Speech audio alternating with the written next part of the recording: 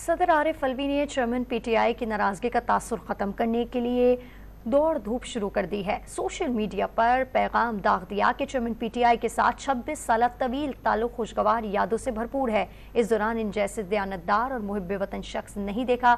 کوشش جاری رہے گی کہ ساری جماعتیں اور سارے لیڈرز الیکشن لڑ سکیں۔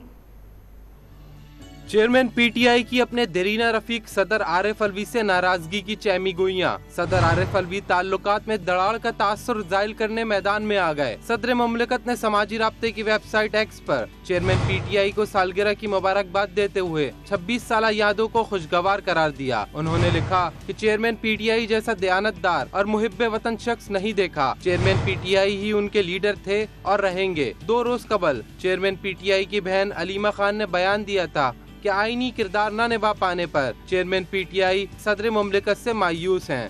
اور بات انہوں نے کی تھی، وہ انہوں نے افسوس کا اظہار کیا کہ مایوس تھے کہ پریزیڈنٹ صاحب نے اپنا وہ کردار ادا نہیں کیا جو ان کی آئین کے مطابق ڈیوٹی تھی کہ الیکشن اناؤنس کریں۔ اس پہ وہ بہت دکھی تھی کہ ان کا خیال تھا کہ یہ ہمارے پریزیڈنٹ کو یہ اتنا اہم وقت اپنی قوم کے لیے ان کو کھڑا ہونا چاہیے۔